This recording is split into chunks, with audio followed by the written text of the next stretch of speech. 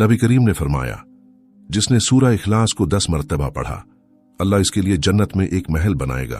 प्यारे दोस्तों, सूरह इखलास एक ऐसी बाबरकत सूरत है जो अल्हम्दुलिल्लाह तकरीबन हर मुसलमान को याद है। इस सूरत के फजाइल बेशुमार हैं और अल्लाह की रहमत से उनका हुसूल हर एक के लिए आसान है। बस हमें तवज्जह और एहतिमाम की जरूरत है। आइए उसके चंद फजाइल पर नजर डालते हैं।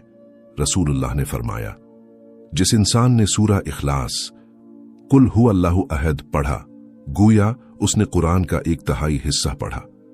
रसूलुल्लाह ने फरमाया, 3 अमल ऐसे हैं जो ईमान की हालत में करने वाला जन्नत के जिस दरवाजे से चाहे दाखिल होगा और जिस हूर से चाहे निकाह करेगा।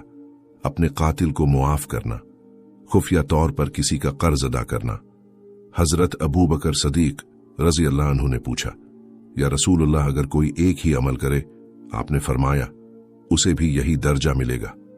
हजरत अनस रजी अल्लाह अन्हु से रवायत है, जो शख्स दिन में 50 बार सूरह इखलास पढ़ता है, अल्लाह उसके 50 साल के गुनाह मुआफ फरमा देता है।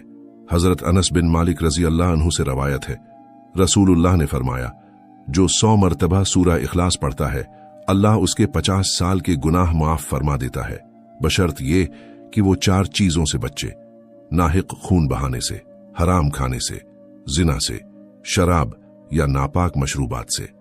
एक और रिवायत में है, जो शख्स 100 मरतबा सूरह इखलास पढ़ता है, अल्लाह उसके लिए जहन्नम से आजादी लिख देता है।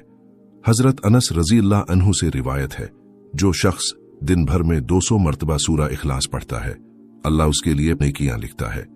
हजरत हुज़ैफा रजी अल्लाह अन्हु से रवायत है, जिसने 1000 मरतबा सूरह इखलास पढ़ी, गोया उसने अपनी जान अल्लाह के हाथ बेच दी। हजरत आयशा सदीका रजी अल्लाह अन्हा फरमाती हैं, एक सहाबी नमाज में हमेशा सूरह इखलास पढ़ते थे। जब वजह पूछी गई तो उन्होंने कहा, उसमें रहमान की सिफात हैं और मुझे ये पढ़ना पसंद है।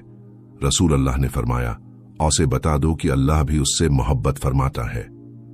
रसूल अल्लाह ने फरमाया, जो शख्स घर में दाखिल होते वक्त सूरह इखलास पढ़ता है, ये सूरह उसके घर और हमसायों के घरों से शर को दौर कर देती है।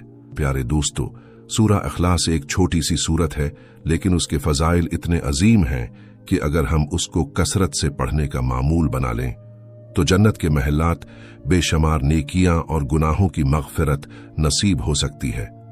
अल्लाह हमें इस मुबारक सूरत की कसरत से तलावत करने की तौफीक अता फरमाए। आमीन।